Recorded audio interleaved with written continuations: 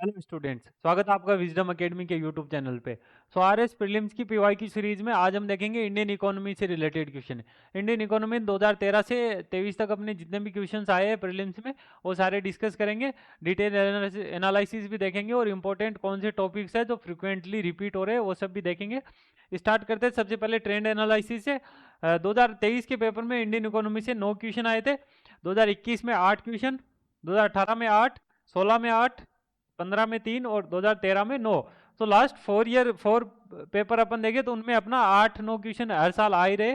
कुछ अपने ओवरलैप होते हैं इंडियन इकोनॉमी राजस्थान इकोनॉमी में, जो गवर्नमेंट स्कीम्स रहती है गवर्नमेंट ऑफ इंडिया की, उनसे रिलेटेड क्वेश्चन, जैसे कुसुम योजना वाला था पिछली बार, मातृत्व वंदना योजना वाला क्वेश्चन है, ये सब हम अपन राजस्थान इकोनॉमी में काउंट कर लेते हैं इकोनॉमिक सर्वे के अकॉर्डिंग।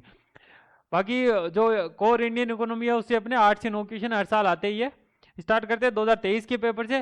23 में पहला क्वेश्चन अपने दे रखा, which expression shows the formula of gross fiscal deficit. कौन सा एक ग्रोस फिजिकल डेफिसिट का फॉर्मूला दिखा रहा है। पहला दे रखा, gross fiscal deficit equal to primary deficit plus net borrowing from abroad. फिर दे रखा है gross fiscal deficit equal to total expenditure minus revenue receipt. Gross fiscal deficit equal to revenue deficit plus capital expenditure. फिर दे रखा है gross fiscal deficit equal to net borrowing at home, borrowing from RBI and borrowing from abroad. So fiscal deficit में overall अपना होता है कि government की कितनी बोरोइंग्स रहेगी, यानी गवर्नमेंट के पास जितना रेवेन्यू आया उससे ज़्यादा गवर्नमेंट कितना एक्सपेंडिचर कर रही है, एक्स्ट्रा एक्सपेंडिचर कितना है। तो वो पैसा कहाँ से आएगा, वो अपना रहता है गवर्नमेंट उधार लेती है, या तो मार्केट से लेती है, या आरबीआई से लेती है, या फिर फॉरेन से लेती है। तो इस चीज़ को अपन काउंट करते हैं फिजिकल डेफिसिट में। राइट आंसर इसमें अपना हो जाएगा option D, borrowing at home by from RBI and from abroad. So ये अपना हो जाएगा ग्रोस फिजिकल डेफिसिट का फॉर्मूला। नेक्स्ट क्वेश्चन है, which of the following is not a public good. Public good और प्राइवेट गुड में क्या difference होता है। पब्लिक गुड अपनी होती है कि जो जिसके यूज में कोई डिस्क्रिमिनेशन नहीं होता, सभी सिटीजन्स के लिए इक्वली अवेलेबल होती है। जैसे सड़क है, रोड से जो अपनी होती है वो सबके लिए इक्वली है, सब लोग इक्वली उसको यूज कर सकते हैं, उसमें किसी को अपन एक्सक्लूड नहीं कर सकते और किसी के लिए एक्सक्लूसिवली भी अवेलेबल नहीं होती। तो इसमें ऑप्शन देखें तो गवर्नमेंट एडमिनिस्ट्रेशन, एडमिनिस्ट्रेशन सभी के लिए इक्वली अवेलेबल है। नेशनल डिफेंस, रोड्स, ये तीनों अपने हो गए पब्लिक गुड। कार वाला जो ऑप्शन है ये अपना पब्लिक गुड में नहीं आएगा, ये प्राइवेट गुड में आएगा, प्राइवेट गुड्स में आ जाएगा कार वाला ऑप्शन। नेक्स्ट क्वेश्चन देखते हैं, consider following statement regarding inflation. Inflation के रिगार्डिंग पहला ऑप्शन दे रखा है, headline inflation refers to rate of change in CPI, a measure of average price of a standard of basket of goods and services consumed by a typical family. So headline inflation क्या होता है कि overall जो CPI की basket है उसका जो trend हम देखते हैं या फिर एवरेज निकालते हैं उस चीज को हेडलाइन इन्फ्लेशन बोलते हैं। स्टेटमेंट करेक्ट है। फिर है core inflation measures the change in average consumer price after excluding CPI items and volatile prices such as food and fuel। So core inflation अपना क्या होता है, इन्फ्लेशन को दो पार्ट में डिवाइड कर देते हैं अपन। एक तो होता है कोर इन्फ्लेशन, कोर में अपन क्या करते हैं जो फ्यूल और फूड से रिलेटेड जो ज़्यादा वोलेटाइल प्रोडक्ट्स है जिनकी प्राइस बहुत ज़्यादा चेंज होती है, जिसकी वजह से बाकी चीज़ का एनालाइज करना थोड़ा मुश्किल हो जाता है कि बाकी जो मार्केट बाकी प्रोडक्ट्स है उनमें क्या चेंजेस दिख रहे हैं। तो इसीलिए हम इन दो प्रोडक्ट्स को अलग कर देते हैं, फूड एंड फ्यूल प्राइजेस को। उसके बाद जो इन्फ्लेशन निकालते हैं उसको बोलते हैं अपना कोर इन्फ्लेशन, और इसको इंक्लूड करके जब इन्फ्लेशन निकालते हैं उसको अपना बोलते हैं हेडलाइन इन्फ्लेशन। तो यहाँ पे अपने दोनों स्टेटमेंट करेक्ट है, both A and B are correct. अगला क्वेश्चन है, which is not a measure of selective credit control. RBI की जो मॉनेटरी पॉलिसी है उसमें अपने दो तरह के कंट्रोल्स रहते हैं। एक रहता है अपना क्वांटिटेटिव कंट्रोल्स, एक रहता है क्वालिटेटिव कंट्रोल।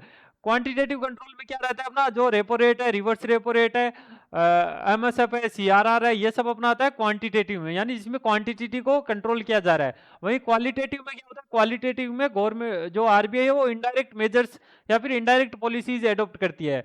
जैसे कि change in lending margin, RBI policy के थ्रू डिक्लेयर कर देती है कि जो आप एसेट गिरवी रख रहे हो उसका जो कितना परसेंट तक आपको लोन मिल सकता है। जैसे गोल्ड लोन अगर किसी को लेना है, अगर वहां पे जाके आप गोल्ड डिपॉजिट कर रहे हो तो गोल्ड का 80% वैल्यू तक आपको, जितनी वैल्यू है उसका 80% आपको लोन अमाउंट मिल जाता है। तो ये आरबीआई डिसाइड करती है कि 80% रहेगा, 90% रहेगा, 70% रहेगा। ये अपना आता है क्वालिटेटिव मेजर्स में। Sale of government securities, sale of government securities अपना रहता है क्वांटिटेटिव मेजर्स में, तो ये अपना सिलेक्टिव क्रेडिट कंट्रोल में नहीं आता। राइट आंसर हो जाएगा sale of government securities, credit rationing और मोरल सुजान, ये सब अपना क्वालिटेटिव मेजर्स में आ जाता है। तो बाकी तीनों ऑप्शन अपने सिलेक्टिव क्रेडिट कंट्रोल या क्वालिटेटिव मेजर्स के है, sale of government securities quantitative measures में आता है। अगला, note correct about pharmaceutical industry. Pharmaceutical industry से रिलेटेड क्या करेक्ट नहीं है? फार्मास्यूटिकल इंडस्ट्री अपनी ड्रग मेकिंग या फिर मेडिसिन मेकिंग जो इंडस्ट्री है। India has 80% market share of global vaccine manufacturing. So ये स्टेटमेंट अपना करेक्ट है। इंडिया का जो वैक्सीन मैन्युफैक्चरिंग है ग्लोबली, उसमें 80% कंट्रीब्यूशन ना होगी, ये अराउंड 60% है। तो पहला स्टेटमेंट ये अपना करेक्ट है। बाकी स्टेटमेंट भी देख लेते हैं, इनकरेक्ट है पहला ही। बाकी देखते हैं, India is largest provider of generic medicine globally, so statement correct है। इंडिया ग्लोबल में लार्जेस्ट जेनेरिक मेडिसिन का प्रोवाइडर है। फिर India rank 14 worldwide in production of pharma products by value, and India rank 3rd worldwide in production of pharma products by volume. So दोनों statement correct है। Volume wise India की 3rd rank है और value wise India की 14th rank है। और India largest producer है global जो जेनेरिक मेडिसिन है उनका। तो बाकी तीनों स्टेटमेंट अपने करेक्ट है। पहला वाला इसमें इनकरेक्ट हो जाएगा, ग्लोबल वैक्सीन मैन्युफैक्चरिंग में इंडिया का 60% कंट्रीब्यूशन है। नेक्स्ट क्वेश्चन देखते हैं, India rank in global happiness index 2023 में इंडिया की हैप्पीनेस इंडेक्स में क्या रैंक थी? तो राइट आंसर अपना होगा रैंक 126। अपन 2024 वाली रिपोर्ट देख लेते हैं। 2024 में इंडिया की रैंक रही थी 126, सेम ही है, लास्ट ईयर भी यही थी अपनी 126। सेकंड इसमें देख लेते हैं किसके द्वारा रिलीज की जाती है, तो ये सस्टेनेबल डेवलपमेंट सॉल्यूशन नेटवर्क इस ऑर्गेनाइजेशन के द्वारा रिलीज की जाती है। इंडिया के जो नेबरिंग कंट्रीज है उनकी रैंक भी देख लेते हैं। चाइना की रैंक इसमें 60 थी, नेपाल की 93 थी, पाकिस्तान की 108 थी। तो इंडिया की जो नेबरिंग कंट्रीज है उनसे इंडिया लोअर रैंक पे आता है, 126 रैंक है इंडिया की ग्लोबल हैप्पीनेस इंडेक्स में। Note correct about automobile industry. Automobile industry अपनी जो कार मैन्युफैक्चरिंग इंडस्ट्री या फिर व्हीकल वाली जो इंडस्ट्री है, पहला generate direct and indirect employment of 5.3 crore at end of 2023। सो 5.3 करोड़ लोगों को इससे रोजगार मिला है। पहला स्टेटमेंट ये अपना इनकरेक्ट है। जो ऑटोमोबाइल इंडस्ट्री है ये जो एम्प्लॉयमेंट है वो अपना 2 मिलियन के आसपास है, यानी 20 से 25 लाख के आसपास है। पहला स्टेटमेंट ये अपना इसमें इनकरेक्ट है। नेक्स्ट आ जाएगा, it contribute 7.1% in India GDP. Statement correct है। ऑटोमोबाइल का कंट्रीब्यूशन अराउंड 7.1% ही है। अगला दे रखा है 2021 India was world's 4th largest manufacturer of passenger car. Statement correct है। पैसेंजर कार में जो इंडिया की वर्ल्ड में रैंक है वो 4th है। फिर 2021 India was largest manufacturer of 2 wheeler and 3 wheeler vehicles in world. So statement correct है। 2 व्हीलर और 3 व्हीलर में इंडिया की रैंक 1st है वर्ल्ड में। तो इसमें इनकरेक्ट अपना ऑप्शन फर्स्ट हो जाएगा। Next, which of the following is not a tool of fiscal policy. इनमें से कौन सा एक फिस्कल पॉलिसी का पार्ट नहीं है? इकोनॉमी में अपन 2 तरह की अपनी मेजर पॉलिसीज होती है, एक फिस्कल पॉलिसी होती है, एक अपनी मॉनेटरी पॉलिसी होती है। मॉनेटरी पॉलिसी तो सेंट्रल बैंक होती है किसी भी कंट्री की, जैसे इंडिया में आरबीआई सेंट्रल बैंक है, तो आरबीआई के द्वारा इसको रेगुलेट किया जाता है, इससे रिलेटेड पॉलिसीज बनाई जाती है। फिस्कल पॉलिसी गवर्नमेंट के द्वारा जो बजट आता है उसके थ्रू इसको रेगुलेट किया जाता है, फाइनेंस मिनिस्ट्री के द्वारा। तो इसमें अपना फिस्कल पॉलिसी आ जाती है। फिस्कल पॉलिसी में अपना टैक्सेशन से रिलेटेड मेजर जो भी डिसीजंस लिए जाते हैं वो आते हैं। मॉनेटरी पॉलिसी में अपना इंटरेस्ट रेट से रिलेटेड या मनी का जो सर्कुलेशन है उसको कंट्रोल करने के लिए, इन्फ्लेशन कंट्रोल के लिए जो भी मेजर्स है वो मॉनेटरी पॉलिसी में आते हैं। सो इसमें राइट आंसर अपना हो जाएगा इंटरेस्ट रेट। इंटरेस्ट रेट अपना आ जाता है मॉनेटरी पॉलिसी में, ना कि फिस्कल पॉलिसी में। बाकी public expenditure, deficit financing, taxation, ये सब आता है फिस्कल पॉलिसी में। नेक्स्ट देखते हैं, in which scheme main objective is to promote safe delivery, improve health and nutritional status of pregnant women and their infants. So safe delivery और nutritional status बढ़ाने के लिए कौन सी है गवर्नमेंट की स्कीम आई थी? राइट आंसर इसमें हो जाएगा पीएम मातृ वंदना योजना। नेक्स्ट क्वेश्चन देखते हैं, आरएस 2021 के पेपर थे, what is the rank of India in world happiness index. ये अभी हमने देखा 2023 के पेपर में भी सेम क्वेश्चन पूछ रखा था, उसमें 2023 में इंडिया की क्या रैंक थी वो पूछा गया था। 2021 वाले में पूछा 21 में इंडिया की क्या रैंक थी, तो इसमें इंडिया की रैंक थी 139 रैंक थी। लेकिन ये डेटा अभी अपने काम का नहीं है, अभी अपने को 2024 वाला डेटा याद रखना है जो मैंने आपको बता दिया। इंडिया की रैंक थी 126 और ये रिलीज की जाती है सस्टेनेबल डेवलपमेंट सॉल्यूशन नेटवर्क के द्वारा। जितनी भी अपनी इस ईयर रिपोर्ट चाहिए उससे रिलेटेड एक सेपरेट वीडियो बना के उसमें सारी रिपोर्ट्स कवर कर लेंगे अपन, उसका वीडियो जल्दी अपलोड कर दूंगा मैं। नेक्स्ट आ जाता है what is not included in index of industrial production which is the measure of industrial activities in Indian economy. So इनमें से कौन सा एक आईआईपी जो इंडेक्स है, इंडेक्स ऑफ इंडस्ट्रियल प्रोडक्शन, इसमें इंक्लूड नहीं है। Gas and water supply, electricity, manufacturing, mining, so इसमें गैस एंड वाटर सप्लाई अपना आईआईपी में इंक्लूड नहीं है। इसके अलावा इससे रिलेटेड अपनी एक और इन्फॉर्मेशन, आईआईपी में अपना एक होता है 8 कोर इंडस्ट्रीज। 8 कोर इंडस्ट्रीज अपना आईआईपी का अराउंड 40% वेटेज है इसमें। और इसमें 8 अपनी इंपॉर्टेंट इंडस्ट्री है। 8 इंडस्ट्रीज, उनका जो परसेंटेज वाइज या फिर कंट्रीब्यूशन वाइज जो अपना सीक्वेंस है वो देख लेते हैं अपन। ये अपना शॉर्ट रहेगा RESCCNCF, रिफाइनरी,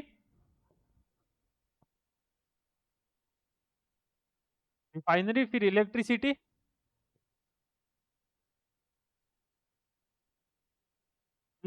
और स्टील।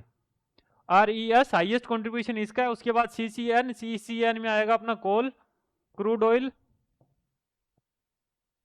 और नेचुरल गैस। और CF का अपना हो जाएगा सीमेंट और फर्टिलाइजर। ये अपनी 8 कोर इंडस्ट्रीज है। इससे रिलेटेड भी क्वेश्चन आया है एक बार पीछे। नेक्स्ट क्वेश्चन देखते हैं, the net national product at market price, NNPs. NNP market price को निकालने के लिए क्या फॉर्मूला अपन यूज करेंगे? सो एनएनपी के लिए अपन यूज करते हैं जो ग्रोस नेशनल प्रोडक्ट होता है अपना, जीएनपी। जीएनपी में से डेप्रिसिएशन को माइनस कर देते हैं तो अपना एनएनपी एट मार्केट प्राइस आ जाता है। राइट आंसर इसमें हो जाएगा gross national product at market price minus depreciation. Option C इसमें अपना करेक्ट हो जाएगा। अगला देखते हैं, in which of the following budget railway budget है was merge with union budget in India. So railway budget को यूनियन बजट में कब मर्ज किया गया था? राइट आंसर इसमें अपना हो जाएगा 2017-18 में। अगला क्वेश्चन देखते हैं, base year in national income accounting was means, base year का क्या मीनिंग होता है? नेशनल अकाउंटिंग में अपन यूज करते हैं बेस ईयर, जीडीपी का डेटा कैलकुलेट करने के लिए या फिर सीपीआई अपनी जो भी मेजर इंडेक्स होती है सब में एक बेस ईयर होता है। बेस ईयर का मेन पर्पज क्या रहता है कि जो एक ईयर के जो डेटा है या फिर प्राइजेस है उसको हम एज ए बेस मान के आगे के जो ईयर्स है उनको कैलकुलेट करते हैं। इससे अपन जो रियल डेटा होता है या फिर जो कांस्टेंट प्राइस पे डेटा होता है वो निकालते हैं। सो राइट आंसर इसमें अपना हो जाएगा the year which prices are being used to calculate real GDP data. So real GDP data calculate करने के लिए जिस ईयर को बेस माना जाएगा, अभी अपना जीडीपी का बेस ईयर 2011-12 है। इसके अलावा बेस ईयर में अपना एक रियल जीडीपी के लिए आ जाता है, इससे कांस्टेंट प्राइसेस निकालते हैं। करंट प्राइसेस के लिए जो अपन प्रीवियस ईयर का डेटा होता है उसको बेस मान के जो डेटा निकालेंगे वो अपना हो जाता है करंट प्राइजेस का, और कांस्टेंट प्राइस का हो जाता है बेस ईयर का, जो भी अपन ने ईयर डिसाइड कर रखा है उसके बेस पे जो डेटा आता है। नेक्स्ट है, what was the rank of India in the ease of doing business index for 2019 as per the doing business report 2020। So ease of doing business world bank के द्वारा ये रिपोर्ट निकाली जाती थी। इसमें इंडिया की रैंक 63 आई थी। अभी ये रिपोर्ट डिसकंटिन्यू कर दी गई है। सो इसका अभी हमें अपने को याद नहीं रखना है। नेक्स्ट है, when was the PM Kisan Maandhan Yojana launch for purpose of pension to small and marginal farmers. So small and marginal, छोटे और सीमांत जो किसान है उनको पेंशन देने के लिए सरकार ने एक योजना लॉन्च करी थी, पीएम किसान मानधन योजना। ये कब लॉन्च की गई थी? राइट आंसर अपना हो जाएगा 12 सितंबर 2019, 12 सितंबर 2019 को ये लॉन्च की गई थी। अगला क्वेश्चन है, अटल भूजल स्कीम। अटल भूजल scheme was launched on 1 April 2020 by government of India with assistance of, किसकी सहायता से या फिर किसके सहयोग से ये स्कीम लॉन्च की गई है? सो अटल भूजल योजना अपनी ग्राउंड वाटर रिचार्ज है उससे रिलेटेड है, और ये लॉन्च की गई थी वर्ल्ड बैंक और भारत सरकार के सहयोग से। दोनों ने आपसी सहयोग से ये स्कीम लॉन्च की है। राइट आंसर हो जाएगा वर्ल्ड बैंक। अब देखते हैं आरएस 2018 के पेपर से, what has been kept under preview of goods and service tax. GST में क्या क्या इंक्लूड किया गया है? इनमें से alcohol for human consumption, alcohol वाला जो प्रोडक्ट एल्कोहल है ये अपनाता है स्टेट गवर्नमेंट के अंडर में। स्टेट गवर्नमेंट ने एल्कोहल को जीएसटी में इंक्लूड करने से मना कर दिया था, इसलिए जो अपना एल्कोहल वाला प्रोडक्ट है इस पर एक्साइज ड्यूटी भी लगता है, यानी प्रोडक्शन कॉस्ट लगती है आपकी प्लस वेट लगता है। तो पहला अपना इंक्लूड नहीं होगा, ये जीएसटी में इंक्लूड नहीं है। इलेक्ट्रिसिटी की जो अलग से ड्यूटी लगती है वो स्टेट गवर्नमेंट अलग से लगाती है, ये भी इंक्लूड नहीं है। पेट्रोलियम प्रोडक्ट पेट्रोल डीजल आपका जो एविएशन फ्यूल है ये सब अपने जीएसटी के प्रीव्यू में शामिल नहीं है। इससे रिलेटेड गवर्नमेंट जब जीएसटी काउंसिल डिसीजन लेगी तब डिसाइड होगा कि पेट्रोलियम प्रोडक्ट को कब शामिल करना है। सो ये भी अपना इसमें शामिल नहीं है। घी, तो जितने भी अपने कंज्यूमर गुड्स है वो सब जीएसटी के प्रीव्यू में शामिल है। Next, which of the following fix 4% inflation target in India with +2 -2% for period 2016 से 21। जो अपना इन्फ्लेशन का टारगेट है अभी वो अभी कर रखा है 4% होना चाहिए, +2 -2 चल सकता है, यानी 2% से 6% के बीच में अपना इन्फ्लेशन रहना चाहिए। ये टारगेट अपना फिक्स किया गया 2016 में। तो ये फिक्स करता है अपना भारत सरकार, गवर्नमेंट ऑफ इंडिया के द्वारा ये फिक्स किया जाता है। फिर इसको मॉनिटर करने का काम किसका है, वो है आरबीआई का। आरबीआई की एक कमेटी बनी हुई है, मॉनेटरी पॉलिसी कमेटी। इसके थ्रू ये जो इन्फ्लेशन टारगेटिंग वाला जो अपना टारगेट्स है उन सबको मॉनिटर करती है और उससे रिलेटेड अपने डिसीजंस लेती है। सो मॉनिटर करने का काम है आरबीआई का, और इसको जो लागू करने का काम है या फिर कौन डिसाइड करेगा, ये डिसाइड करता है भारत सरकार। 2021 के बाद इसको वापस 5 साल के लिए एक्सटेंड कर दिया अपना, 2021 से 26 के लिए भी इंडिया का यही टारगेट रहेगा, 4 ± 2। नेक्स्ट देखते हैं, in terms of FDI equity flow in India during 2016-17 which country is on the top. कौन सी कंट्री एफडीआई में इंडिया में टॉप थी, 2016-17 का पूछा, उस टाइम मॉरिशस थी। हमें आज का डेटा याद रखना है, तो आज इंडिया में 2024 के डेटा के अकॉर्डिंग सिंगापुर फर्स्ट पे है और मॉरिशस सेकंड पे है। नेक्स्ट देखते हैं, why companies go for business process reengineering with help of technology. जो कंपनीज है वो टेक्नोलॉजी की हेल्प से जो बिजनेस प्रोसेस री इंजीनियरिंग है ये क्यों अप्लाई करती है। मेन रीजन इसका रहता है, पहला ऑप्शन दे रखा है, customer demand and expectations are continuously increasing. Statement correct है, क्योंकि कस्टमर्स की डिमांड बढ़ रही है और एक्सपेक्टेशंस बढ़ रही है, कंपनी को वो फुलफिल करने के लिए टेक्नोलॉजी को अडॉप्ट करना पड़ता है। फिर IT being leverage to provide competitive edge in products and services at lower cost. IT की हेल्प से जो लोअर कॉस्ट पे सर्विसेज प्रोवाइड की जा सकती है, इसलिए आईटी को अडॉप्ट किया जाता है। Pace of change has accelerated with liberalisation of economies world over. जो परिवर्तन की जो रफ्तार है वो बहुत तेजी से बढ़ रही है, इस वजह से कंपनीज को आईटी को एडप्ट करके उस पेस के साथ खुद को भी अपग्रेड करना पड़ता है। तो इसमें अपने तीनों स्टेटमेंट करेक्ट हो जाते हैं, राइट आंसर होगा all of the above. Next देखते हैं, most volatile part of organised money market in India. Organised money market जो अपना सेबी के द्वारा रेगुलेट किया जाता है, जो स्टॉक मार्केट है उससे रिलेटेड, तो उसमें सबसे वोलेटाइल क्या रहता है अपना, तो इसमें रहता है कोल मनी मार्केट। जो शॉर्ट टर्म लेंडिंग होती है ये अपना मोस्ट वोलेटाइल रहता है। नेक्स्ट है, which is not included in revenue account of union government. Revenue account में इनमें से क्या इंक्लूड नहीं होगा। गवर्नमेंट के टोटल 3 अकाउंट्स होते हैं कॉन्स्टिट्यूशन के अकॉर्डिंग अपना, एक कंसोलिडेटेड फंड ऑफ इंडिया होता है, एक कॉन्टीजेंसी फंड ऑफ इंडिया होता है, और एक अपना पब्लिक अकाउंट होता है। ये अपन पॉलिटी में पढ़ते हैं। कंसोलिडेटेड फंड ऑफ इंडिया में क्या होता है, जितनी भी गवर्नमेंट की रेवेन्यू रिसिप्ट और कैपिटल रिसिप्ट आती है वो सब अपनी सीएफआई में जाती है। कॉन्टीजेंसी फंड क्या होता है, ये इमरजेंसी फंड के रूप में होता है, प्रेसिडेंट के अंडर में रहता है। फिर है पब्लिक अकाउंट। पब्लिक अकाउंट क्या होता है, गवर्नमेंट की जितनी भी स्मॉल सेविंग स्कीम्स होती है इसके थ्रू जो भी पैसा जमा होता है वो सब पब्लिक अकाउंट में जाता है, यानी गवर्नमेंट एज ए उसका होल्डर के रूप में रहती है कि जब भी पब्लिक को पैसा चाहिए होगा पब्लिक वहां से अपना विड्रॉ कर सकती है। इंटरेस्ट रिसिप्ट ये अपना सीएफआई में जाता है, टैक्स रिसिप्ट सीएफआई में जाता है, profit and dividends of government department ये भी सीएफआई में जाता है, स्मॉल सेविंग वाला ये अपना पब्लिक अकाउंट में जाता है। सो राइट आंसर अपना हो जाएगा स्मॉल सेविंग, ये गवर्नमेंट के रेवेन्यू अकाउंट में नहीं आता है। अगला क्वेश्चन है, 11th 5 year plan emphasised on. 11th जो 5 ईयर प्लान था उसका मेन टारगेट क्या था, तो राइट आंसर इसमें अपना होगा fast and more inclusive growth. अगला क्वेश्चन देखते हैं, एजर्सन रीजन वाला, cost push inflation is caused by shift in aggregate supply curve. जो कॉस्ट बढ़ने की वजह से जो इन्फ्लेशन आता है उसका मेन रीजन रहता है अपना एग्रीगेट जो सप्लाई कर्व रहता है उसमें शिफ्ट होना। इसका रीजन दे रहेगा, shift in aggregate supply curve takes place because of increase in wages.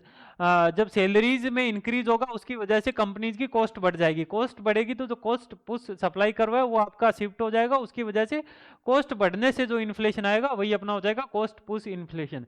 तो इसमें ऑप्शन फर्स्ट अपना करेक्ट हो जाएगा, both A and R true and R correctly explains A. अब देखते हैं 2016 के पेपर से। 2016 में पहला क्वेश्चन दे रखा है, inflation rate based on consumer price index increase if. जो अपना इन्फ्लेशन है सीपीआई के बेस पे इंक्रीज होगा उसका मेन रीजन क्या रहेगा। पहला ऑप्शन दे रखा बैंक रेट इज डिक्रीज, सो पहला ही अपना इसमें करेक्ट हो जाएगा। अगर बैंक रेट को डिक्रीज कर दिया जाता है उसकी वजह से जो बैंक्स है उनके पास जो कम इंटरेस्ट पे उनको आरबीआई से पैसा मिलेगा, उनको कम इंटरेस्ट पे मिलेगा तो वो आगे लेंडिंग भी कम इंटरेस्ट पे करेगी, लोगों को सस्ते दरों पे या फिर कम ब्याज रेट पे लोन मिलेगा, उससे मार्केट में मनी फ्लो ज़्यादा हो जाएगा, उससे अपना इन्फ्लेशन बढ़ेगा।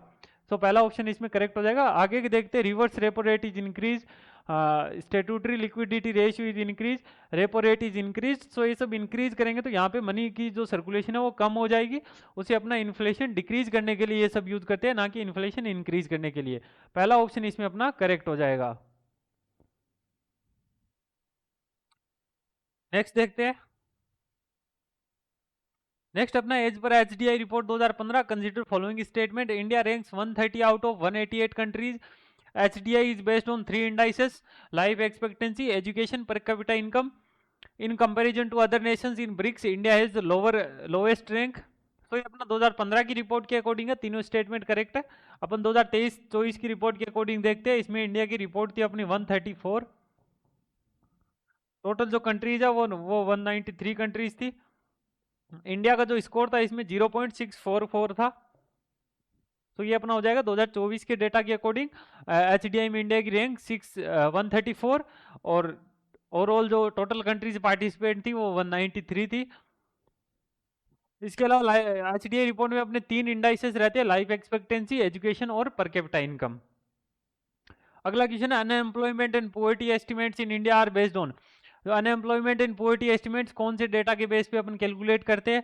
पहला दे रखा है NSSO household consumption expenditure survey, फिर है CSO household consumption expenditure survey, planning commission household consumption expenditure survey, NSSO family income survey. तो इसमें राइट आंसर अपना हो जाएगा NSSO household consumption expenditure survey, पहला option correct है। अभी अपना NSO और CSO इन दोनों को मर्ज करके एक NSO बना दिया गया है, एक ही ऑर्गेनाइजेशन में इनको मर्ज कर दिया गया है। नेक्स्ट क्वेश्चन है, consider following source of tax revenue for central government, union excise duty, corporation tax, income tax, service tax. हमें असेंडिंग ऑर्डर में बताना है। हाईएस्ट जो गवर्नमेंट, डिसेंडिंग में बताना, हाईएस्ट था कॉर्पोरेशन का, उसके बाद अपना हो जाएगा इनकम का, फिर एक्साइज का, फिर सर्विस टैक्स का। अभी करंट में अपन देखें तो ये तो 2015 से पहले का, उस टाइम जीएसटी आया नहीं था। अभी का अपन देखें तो हाईएस्ट अपना रहता है जीएसटी का, उसके बाद अपना रहता है इनकम का, फिर अपना आ जाता है कॉर्पोरेशन टैक्स का, फिर कस्टम्स एंड एक्साइज का।